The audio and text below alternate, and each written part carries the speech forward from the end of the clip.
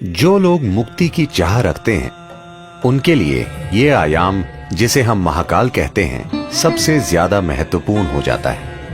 महाकाल मंदिर ये आपको अस्तित्व की जड़ों से हिला देगा।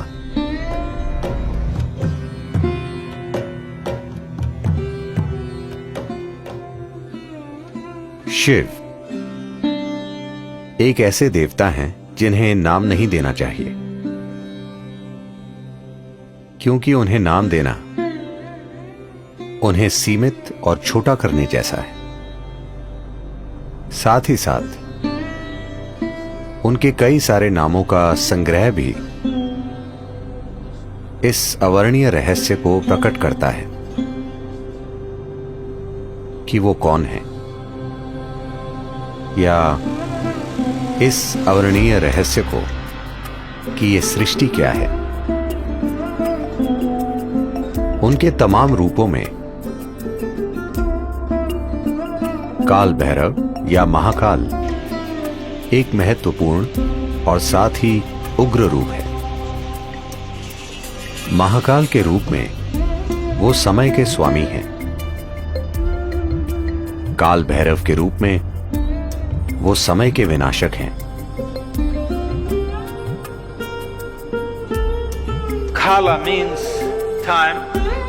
काल का अर्थ है समय। समय का आपको जो अनुभव है वो बस अस्तित्व का चक्र में घूमना है। पृथ्वी एक बार घूमती है, वो एक दिन होता है। चंद्रमा पृथ्वी का चक्कर लगाता है, उसे एक महीना कहते हैं। पृथ्वी सूर्य का चक्कर लगाती है, वो एक साल हो जाता है। हर चीज जिसे आप समय मानते हैं, आपकी घड़ी भी चक्रों से जुड़ी है। हर चीज जो भौतिक है वो चक्रीय प्रकृति की है।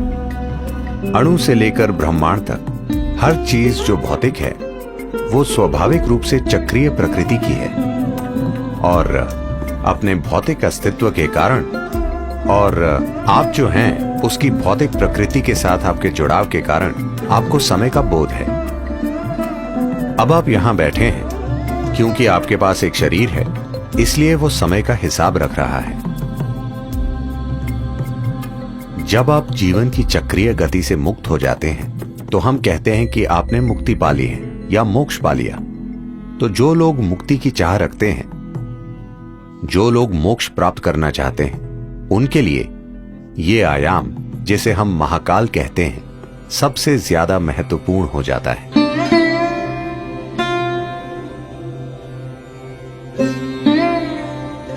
एक बार ऐसा हुआ, महान संत Shukracharya, Who was the guru for all the demons?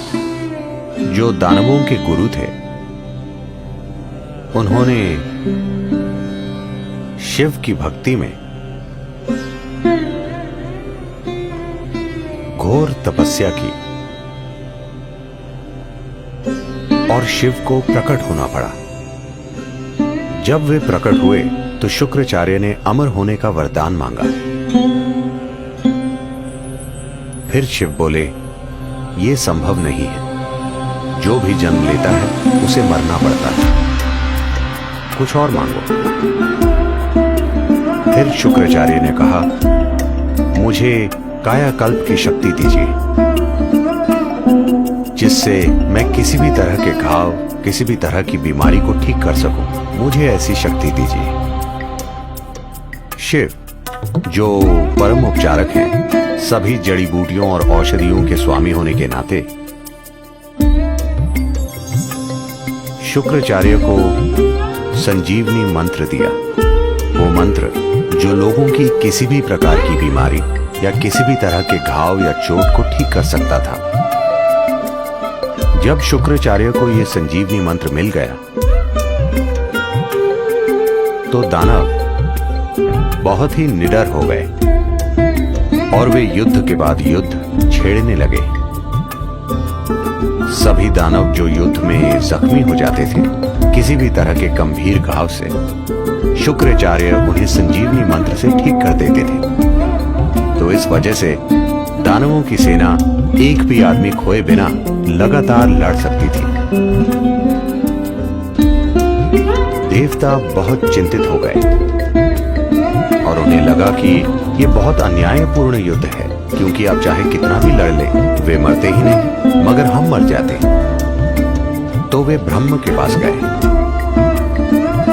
ब्रह्म ने हस्तक्षेप किया और शिव से कहा, आपने शुक्राचार्य को इस तरह की शक्ति दी है, आपको उन्हें मारना होगा, नहीं तो दुनिया में पूरी तरह असंतुलन आ जाएगा। in the world. दानव देवताओं के खिलाफ अनुचित फायदे में हैं। फिर शिव बोले, उन्हें मारने की कोई जरूरत नहीं है, मैं उन्हें काबू में कर लूंगा। तो जब देवों और दानवों का युद्ध चल रहा था, शुक्राचार्य मंत्र पढ़ रहे थे और सभी दानवों की चोटों और घावों को ठीक कर रहे थे। तभी सीमा के पार से एक खतरनाक जीव, एक राक्षसी जिसका नाम कृतिका था, एक भयानक रूप में प्रकट हुई। वो शिव की एक गण थी। उसने आकर शुक्राचार्य को अपनी कोख में खींच लिया और वे वहां एक भ्रूण की तरह रहे और वे काबू में आ गए। फिर देवताओं और दानवों के बीच संतुलन कायम हो गया। अधिक उचित और न्यायपूर्ण युद्ध लड़े गए। फिर ब्रह्म बहुत हैरान हुए और उन्होंने सोचा, सिर्फ महाकाल ही ऐसा कर सकते हैं।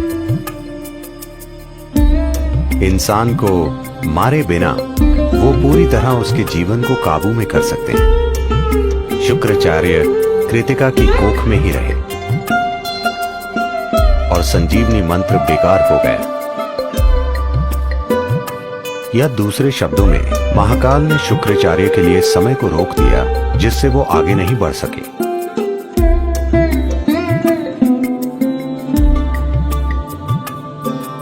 जब हम परे जाने की बात करते हैं, जब हम आध्यात्मिकता, योग की बात करते हैं, हम देखते हैं कि किस तरह समय और स्थान की सीमाओं से परे जा सके, क्योंकि समय और स्थान अस्तित्व की भौतिकता से जुड़े हैं। एक बार आप आध्यात्मिक होने की चाह करते हैं, उसका यह अर्थ है कि आप भौतिक से अधिक कुछ होने की चाह कर रहे हैं। एक बार आप भौतिक से कुछ अधिक हो जाते हैं, उसका अर्थ है कि आप समय और स्थान की सीमाओं से परे जाना चाहते हैं।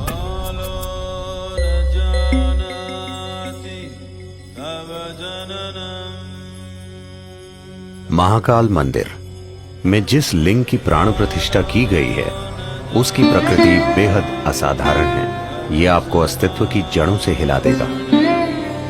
ये प्राण प्रतिष्ठा वाकई अद्भुत है। इसका एकमात्र मकसद है कि ये किसी तरह आपको विलीन कर दे। इस मंदिर में पूरी तैयारी के साथ जाना चाहिए, क्योंकि ये बहुत शक्तिशाली है और कमजोर दिल वालों के लिए नहीं है। यह आपको अंदर से हिला देता है। हर दिन महाकाल को जो भेंट अर्पित की जाती है, वो शमशान से लाई गई ताजा राख है, क्योंकि उन्हें यही पसंद है और वो जैसे हैं उन्हें वैसा बनाए रखती है।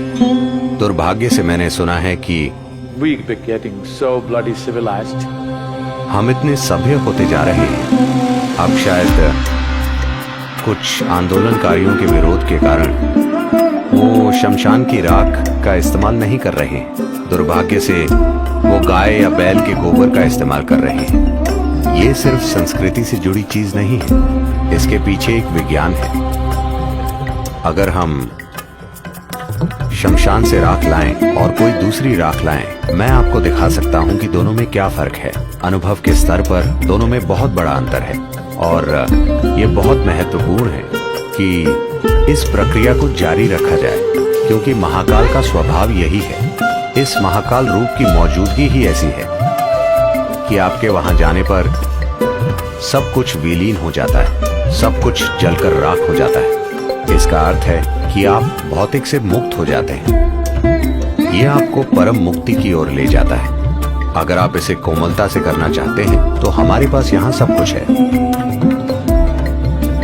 अगर आप उसे जबरदस्त तरीके से करना चाहते हैं, अगर आप वाकई जोर का धक्का चाहते हैं और आप कमजोर दिल वाले नहीं हैं, तो महाकाल मंदिर एक अद्भुत प्रक्रिया है।